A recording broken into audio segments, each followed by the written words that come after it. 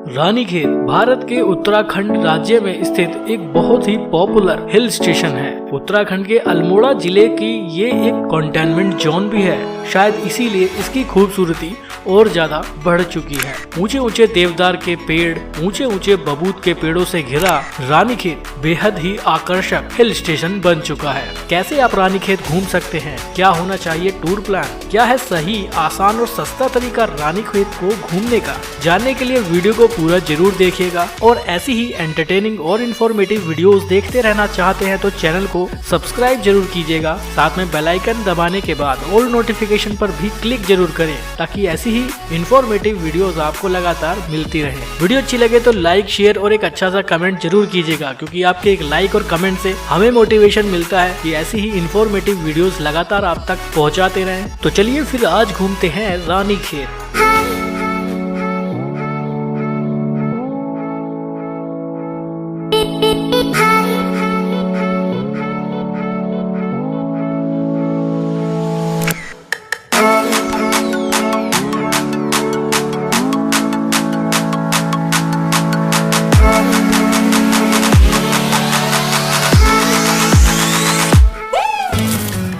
तो चलिए अब बात करते हैं कि रानीखेत कैसे पहुंचा जाए। बात दिल्ली की करें तो दिल्ली से रानीखेत के बीच का डिस्टेंस करीब 372 किलोमीटर है। अगर आप बाई फ्लाइट आना चाहते हैं तो रानीखेत का नियरेस्ट एयरपोर्ट पंतनगर में है। पंतनगर एयरपोर्ट से रानीखेत के बीच का डिस्टेंस 109 किलोमीटर है। लेकिन उत्तराखंड के कुमाऊं डिवीजन के किसी भी शहर को एक्सप्लोर करने के लिए फ्लाइट एक बेस्ट ऑप्शन नहीं रहता है, क्योंकि जैसा मैं पहले भी बता चुका हूँ आपको नैनीताल वीडियो में, दिल्ली से जो फ्लाइट पंतनगर आती है उसका 1 घंटे का लेओवर देहरादून में भी रहता है। तो फ्लाइट एक बेस्ट ऑप्शन नहीं है पंतनगर तक पहुंचने का। फिर भी अगर आप बाय फ्लाइट आते हैं तो आपको पंतनगर से रानीखेत आने के लिए प्राइवेट टैक्सी का ऑप्शन मिल जाएगा, जो 3000 से 3500 रुपए चार्ज करते हैं अलग अलग टैक्सी के। शेयर टैक्सी में 200 से 250 रुपए पे करने के बाद आप रानीखेत आ सकते हैं। वहीं बसेस की बात करते हैं तो 150 से 200 रुपए आपको खर्च करने होंगे। आप रुद्रपुर होते हुए रानीखेत पहुंच सकते हैं। अगर आप बाई ट्रेन आना चाहते हैं तो रानीखेत का नियरेस्ट रेलवे स्टेशन काठगोदाम में है। यूं तो एक रेलवे स्टेशन रामनगर में भी है, लेकिन काठगोदाम ज्यादा बेस्ट है।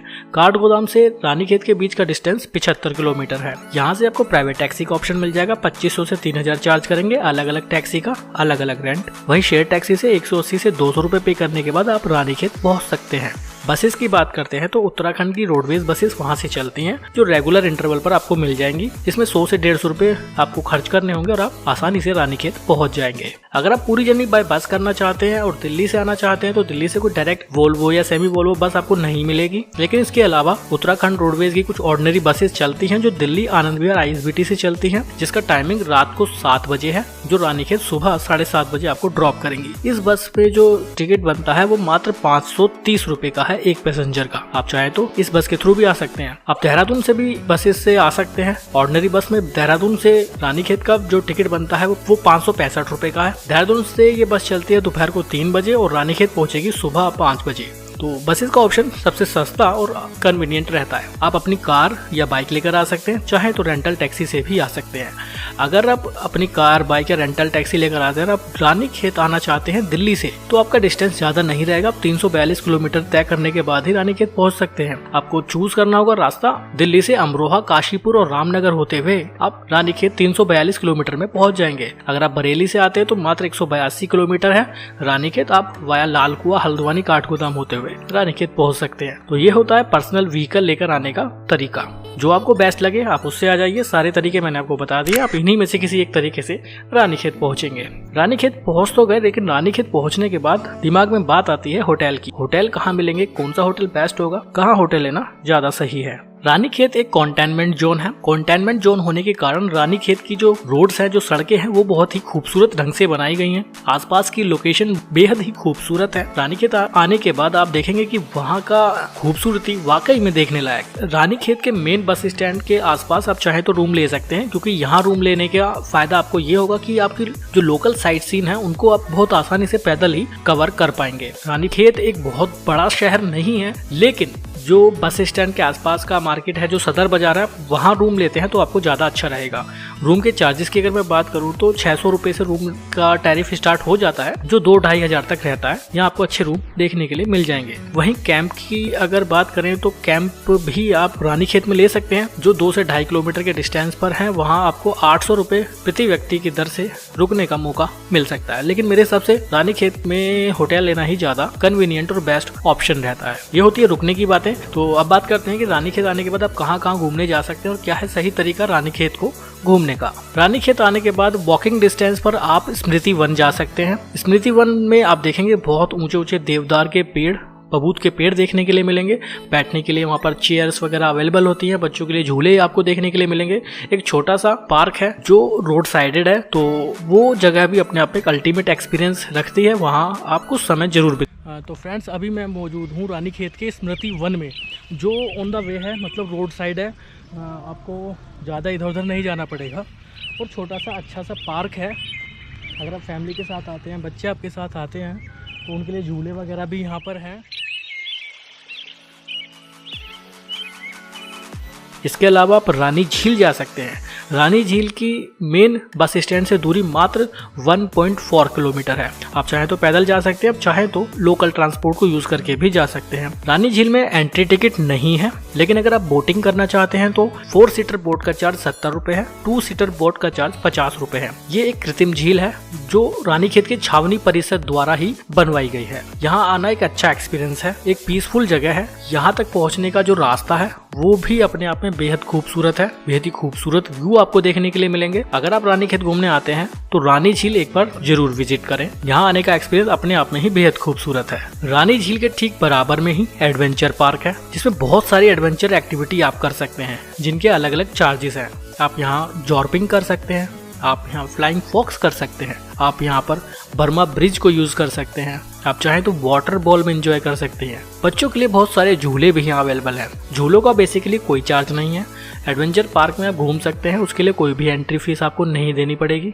लेकिन जितनी भी अदर एक्टिविटी आप वहाँ करते हैं, प्रत्येक एक्टिविटी का चार्ज वहाँ पर 100 रुपए रखा गया है। 100 रुपए देने के बाद आप किसी भी एक्टिविटी को कर सकते हैं। और शायद ये चार्ज किसी भी हिल स्टेशन का सबसे लोएस्ट चार्ज होगा एडवेंचर एक्टिविटी का। ये एक्सपीरियंस अपने आप में बहुत यूनिक रहता है। एक तरफ रानी झील और दूसरी तरफ एडवेंचर पार्क, दोनों बिल्कुल बराबर में स्थित है और यहाँ घूमना बेहद ही पीसफुल होता है। रानी झील से ही आगे आप झूले वाला टेम्पल की ओर जा सकते हैं। रानीखेत बस स्टैंड से झूले वाले टेम्पल के बीच का डिस्टेंस मात्र 5 किलोमीटर है। झूला देवी टेम्पल बेहद ही खूबसूरत और बेहद ही सुंदर जगह पर स्थित है। आप यहाँ दर्शन करने जा सकते हैं। झूले वाले मंदिर के ठीक सामने ही एक विश्राम स्थल बनाया गया है। ये भी एक छोटा सा पार्क है जो ऊंचे ऊंचे देवदार के पेड़ों से घिरा हुआ है। बैठने के लिए यहाँ पर सिटिंग अरेंजमेंट बनाया गया है। अगर आप थोड़ी देर यहाँ रिलैक्स करना चाहते हैं, थोड़ा आराम करना चाहते हैं, तो आप विश्राम स्थल में जाकर कुछ समय बिता सकते हैं। रानीखेत अपने पीसफुल लाइफ के लिए बहुत ज्यादा फेमस है। इसके बाद उसी रोड पर आप चौबटिया गार्डन की ओर जा सकते हैं। रानीखेत से चौबटिया गार्डन के बीच का डिस्टेंस 8 किलोमीटर है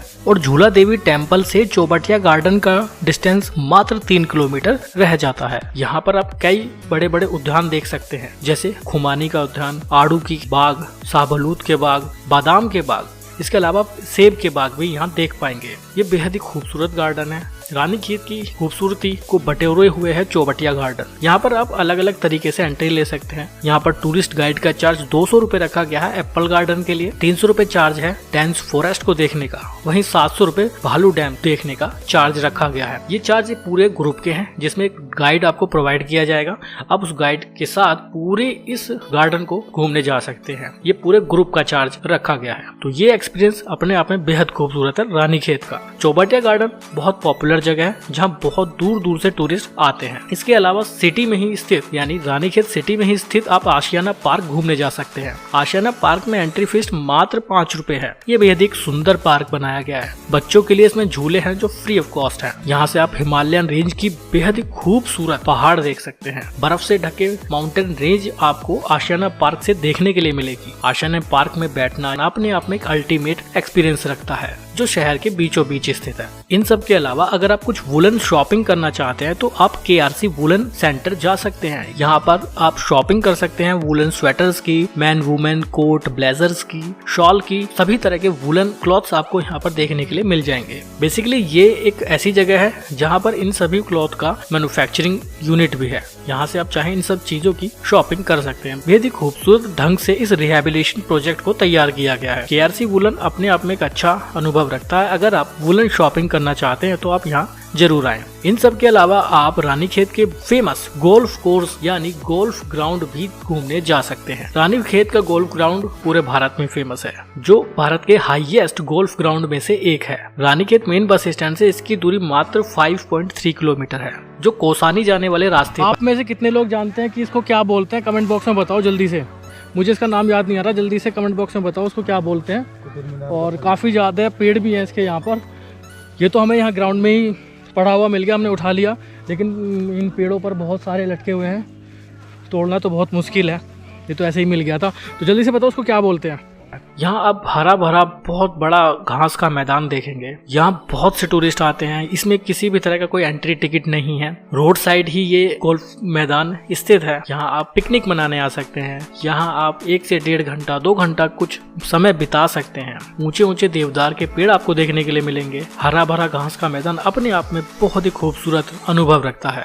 इन सब के अलावा आप चाहें तो रानीखेत में पैराग्लाइडिंग को भी इंजॉय कर सकते हैं। पैराग्लाइडिंग इंजॉय करने के लिए आपको रानीखेत से 12 किलोमीटर दूर वाइल्ड क्राफ्ट पैराग्लाइडिंग कैंप में जाना होगा। आप चाहें तो वहां जाकर पैराग्लाइडिंग को एंजॉय कर सकते हैं। पैराग्लाइडिंग का चार्ज एक व्यक्ति का करीब 3500 रुपए रहता है, जिसमें रानीखेत से जाना आना ये सब ट्रांसपोर्ट चार्ज इंक्लूड रहता है। आप चाहें तो पैराग्लाइडिंग को भी रानीखेत में एंजॉय कर सकते हैं।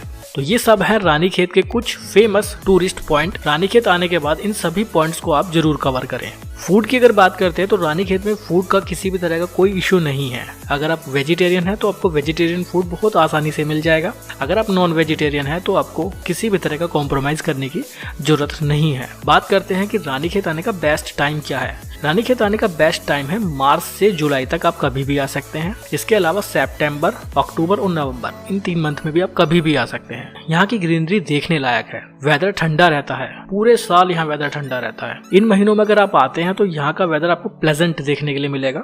इन सब के अलावा अगर अदर प्लेसेस की बात करते हैं तो रानीखेत के अलावा आप आसपास में नैनीताल जा सकते हैं। नैनीताल की वीडियो मैं ऑलरेडी पब्लिश कर चुका हूँ। आपने अगर नहीं देखी है तो उसका लिंक आपको आई बटन और डिस्क्रिप्शन बॉक्स में मिल जाएगा।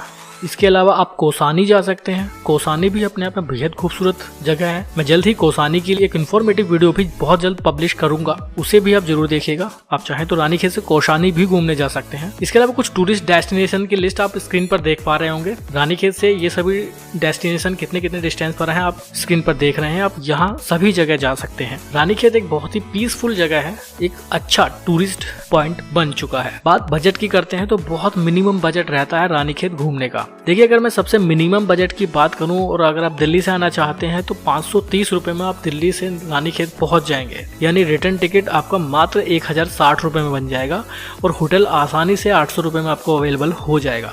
फूड भी मात्र आपका 2 दिन का 600 रुपए ही खर्च हो पाएगा। और लोकल ट्रांसपोर्ट की अगर बात करें तो 400-500 रुपये आपका खर्च होगा और एक व्यक्ति का मात्र 2960 रुपये खर्च होगा रानीखेत को पूरी तरह से एक्सप्लोर करने के लिए। 1 नाइट का स्टे रानीखेत में बहुत है, इससे ज़्यादा आपको रुकने की जरूरत नहीं है। मॉर्निंग में आप रानीखेत पहुंचेंगे, उस दिन पूरा दिन रानीखेत घूमिए, रात को स्टे कीजिए, नेक्स्ट डे आप रानीखेत घूमने के बाद वापस जा सकते हैं। तो ये हुई रानीखेत की वीडियो। कैसी लगी ये जानकारी कमेंट बॉक्स में जरूर बताइएगा। एक अच्छा सा कमेंट डाल दीजिए। अगर अच्छी लगी है वीडियो तो लाइक भी जरूर कर दीजिए। आपके एक लाइक और कमेंट से मोटिवेशन मिलता है हमें कि ऐसी ही इन्फॉर्मेटिव वीडियोस आपके लिए बनाते रहें। ज़्यादा से ज़्यादा लोगों तक शेयर कीजिए। अगर आप रानीखेत जाना चाहते हैं या आपके दोस्त मित्र रिश्तेदार सभी के साथ एक बार शेयर जरूर कर दीजिए, लाइक कर दीजिए। कोई सवाल कोई क्वेरी है तो कमेंट बॉक्स में पूछ सकते हैं बेझिझक। ऐसी इन्फॉर्मेटिव वीडियो लगातार आप तक पहुंचाते रहेंगे। फिलहाल के लिए बाय, बहुत बहुत धन्यवाद।